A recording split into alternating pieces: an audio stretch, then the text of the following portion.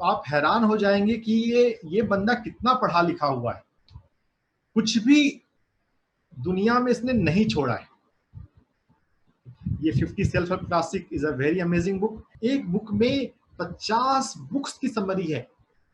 वो 50 बुक तो सभी को पढ़नी ही चाहिए लाइफ टाइम में। टॉम बटलर बॉर्डन ने जेम्स एलन को कवर किया है, जिनकी पुस्तक है एज ए मैन थिंक। ये हिंदी में भी किताब अवेलेबल है। जैसा तुम सोचते हो। आधा पानी या थोड़ा पानी और थोड़ा खाली। जीवन में जीवन को देखने की दो तरह की तरीके हैं। कुछ लोग गिलास के खाली पोर्शन को ज्यादा देखते हैं। मतलब, अरे देखो दुनिया में कोरोना से इतने लोग मर रहे हैं, अरे देखो पॉलिटिशियन कितने करप्ट हैं, देखो कितना कितना रोड खराब है, ये मिनिस्टर सिर्फ जीत जाते हैं, कुछ नहीं करते। खाली देखना लाइफ में, समाज में। लेकिन कुछ लोग होते हैं पिरामिड मास्टर की तरह, वो भरा देखते हैं। अरे लॉकडाउन है लेकिन फिर भी देखो महादष्टा टीम जो है 108 दिन का सेशन कर रही है, तो हम सुन सकते हैं। ऑप्शन कितने सारे हैं, सीखने का मौका है। पढ़ने का टाइम नहीं मिलता था। श्रेयांश डागा अपने सेशन में बोलते हैं कि मैं बिजी था, टाइम नहीं मिलता, अब टाइम बहुत मिल रहा है, सेशन भी कर रहा हूँ और पढ़ भी पा रहा हूँ। तो हर परिस्थिति में जैसा आप सोचते हो वैसा हमारा जीवन आगे बनता है। Learn to think like a master. इसी को दूसरे ढंग से कहा जाता है लॉ ऑफ अट्रैक्शन। मतलब मिलता जुलता कंसेप्ट है, थोड़ा बहुत वेरिएशन भी आएगा। अगर हम लॉ ऑफ अट्रैक्शन के लिए सबसे पॉपुलर हुआ द सीक्रेट, रहस्य। बहुत लोगों ने उसकी मूवी देखी होगी या उसकी किताब पढ़ी होगी। तो law of attraction, thought become things. जैसा हम सोचते हैं वैसा बनता है। पॉजिटिव सोचना सीखें, पॉजिटिव होगा। पॉजिटिव के आगे भी पीएसएम में हम सिखाते हैं मिरेकुलस थिंकिंग। अगर मिरेकुलस आप सोचना सीख लोगे, आपके जीवन में चमत्कार होगा। हमारे बहुत सारे दोस्त लोग पैसे पर ज्यादा फोकस्ड हो गए। क्या रे मुझे बहुत पैसा कमाना है, पैसे दुनिया की जरूरत है, पैसे से ही रोजी रोटी आती है, पैसे से संसार चलता है। देखिए, money is one of the indicator of our value system, our currency, but it is a artificial system. अगर हम प्रकृति को समझें, लाओत्जू को की विजडम को सुनते हुए समझते हुए, तो ताओ विजडम में, नेचर में इसका कोई वैल्यू नहीं है। मनी का वैल्यू किसका है? वैल्यू है पोटेंशियल का, कि हम क्या बनते हैं, क्या होते हैं। पोटेंशियल, संभावना, यानी कि हमारी जो चेतना है, हम तो मूल रूप से चेतना है। पत्री जी का यूट्यूब पे एक बहुत अच्छा लेक्चर सीरीज है, 6 स्पिरिचुअल लॉज। कहना होता है कि हमारी चेतना, लेकिन वास्तव में तो हम ही चेतना है। चेतना, हम मूल रूप से चेतना है। ये बात हमें ध्यान से समझ में आती है। अगर हम ध्यान में नहीं गए तो हमको लगता है कि हम शरीर हैं, हम समाज में जी रहे हैं और समाज में जीवन जीने के लिए मनी ही माध्यम है। अध्यात्म को हम समझें तो हमें पता चलता है कि हम चेतना है, और ये चेतना ना ब्लूम करती है, जैसे फ्लावर ब्लूम करता है। पहले फूल जो होता है, कली जो होती है, अगर जो लोग प्लांटेशन करते हो देखते हो, तो पौधा जो फूल आता है पहले बहुत छोटे बड के रूप में आता है, फिर वो धीरे धीरे बड़ा होता है, फिर वो खुलता है और खिलता है। चेतना का जब खिलाव होता है ना, तो बाय प्रोडक्ट के रूप में सक्सेस आता है और मनी आता है। एक अच्छा मास्टर है काइल चीज, उसने तो किताब ही लिख दी इल्यूजन ऑफ मनी, और ये काइल चीज मास्टर भी मुझे बहुत पसंद आता है। जो लोग मेरी बातों से सहमत नहीं हो रहे हैं, अरे पैसे पैसे से काम नहीं चलेगा तो काम कैसे चलेगा? Money is over rated. Money का ना ज्यादा हमने हमने उसको वैल्यू दे दिया है। हम अगर सब चीज सिर्फ पैसे पैसे के बारे में सोचते हैं ना, अगर जो लोग, बहुत सारे लोग अपने एंड के लाइफ में, ऐसी स्टडी हुई कि जब कोई अपनी मृत्यु सैया में पहुंच गए 80 साल में, 90 साल में, 100 साल में, तो बहुत वृद्ध लोगों को या हॉस्पिटल में जो ऐसे किसी बीमारी से जूझ रहे हैं और उनको रियलाइज हुआ, बहुत उनको ऐसा रियलाइज हुआ कि उन्होंने उनको लाइफ में जो करना था ना वो नहीं कर पाए। उनका जो पोटेंशियल था वो रखा रह गया। वो अपने मनी के पीछे भागते हुए रह गए, जो कि आर्टिफिशियल वैल्यू सिस्टम है। मेटलिस्टिक चीजों से के बजाय हमें चेतना पर और चेतना के खिलाव पर, पोटेंशियल के ब्लूमिंग पे ज्यादा फोकस करना चाहिए। समझे लाइफ में वास्तव में क्या मैटर करता है और उसके अनुसार जीवन जिए। पत्री जी का एक कोटेशन यहाँ पर मैं कोट करना चाहता हूँ। Wisdom is currency of Cosmos. ज्ञान ही ब्रह्मांड में करेंसी है। बहुतों को लगता है रुपया जो है वो करेंसी है। वो जब हमें फिजिकल एक्सचेंज करना हो तो माध्यम है, दैट्स फाइन। लेकिन उससे ज्यादा बात जो महत्वपूर्ण है वो है कि हम विजडम पर फोकस करें।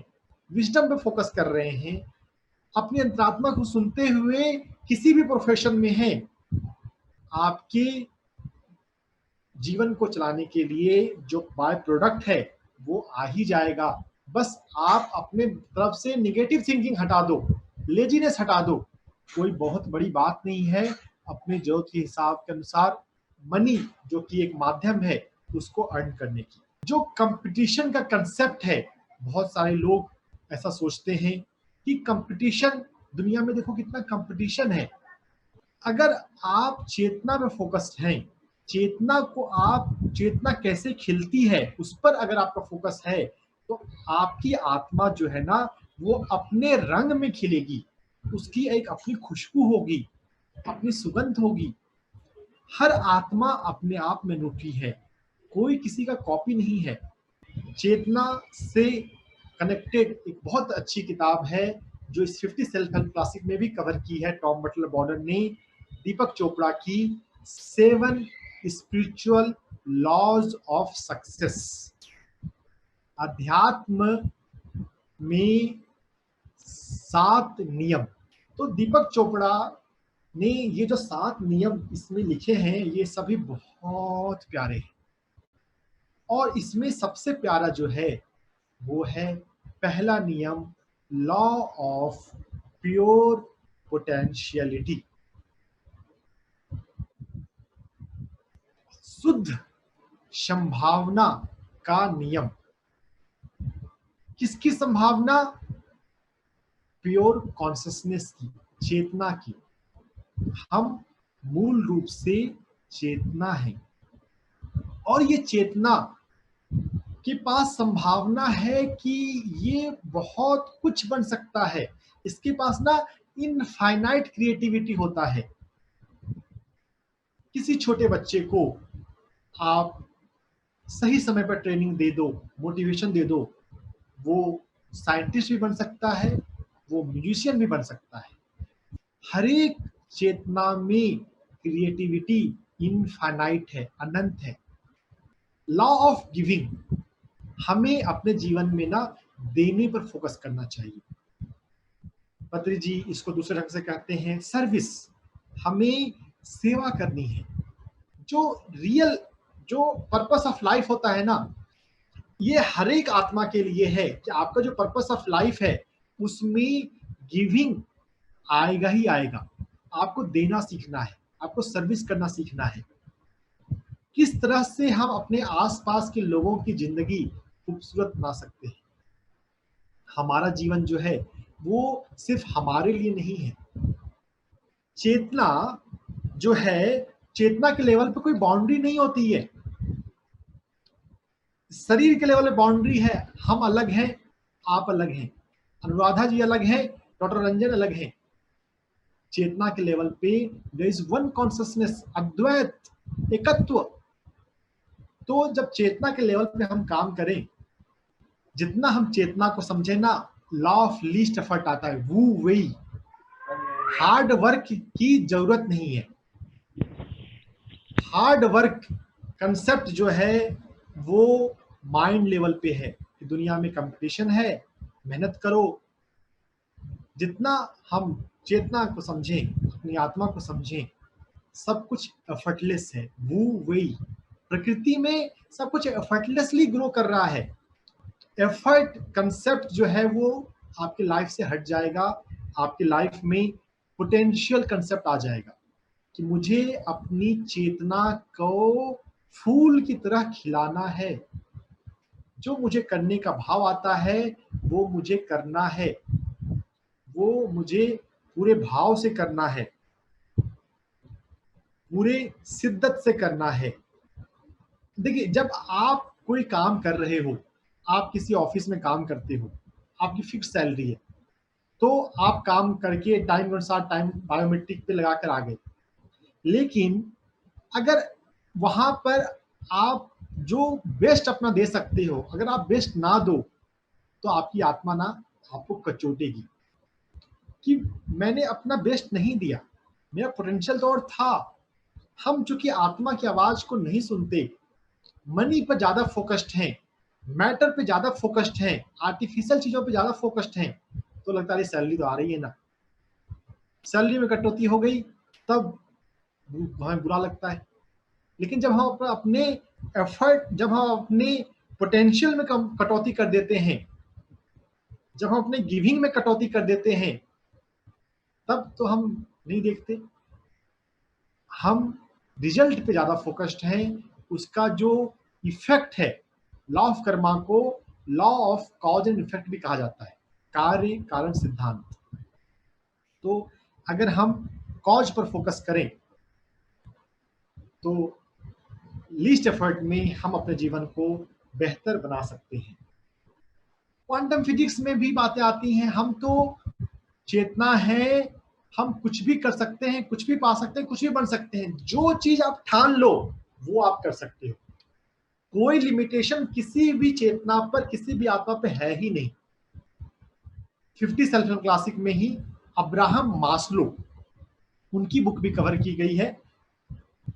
पर्सनालिटी को समझते हुए, नीड्स को समझते हुए अपनी चेतना पर काम करना, वो अब्राहम मास्लो का hierarchy of needs, hierarchy of consciousness, वो एक बहुत अच्छा कंसेप्ट समझने के लिए कि who we are, what we are.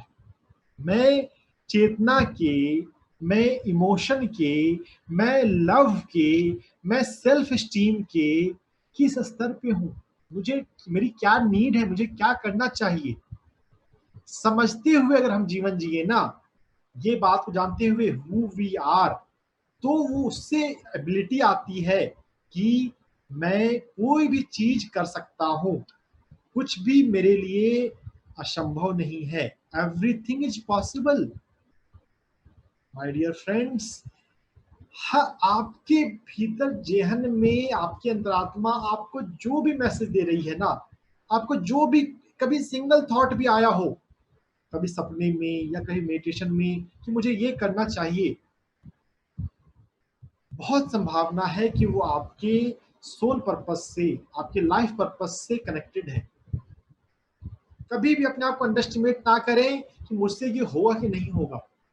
अगर आपके भीतर भाव आया है तो जानिए कि आपके भीतर वो कैपेसिटी है, आप वो कर सकते हैं, वो पा सकते हैं। ये स्वाध्याय है, स्वयं का अध्ययन। पुस्तक बाहरी माध्यम है, लेकिन वास्तव तो अपने आप का अध्ययन होता है।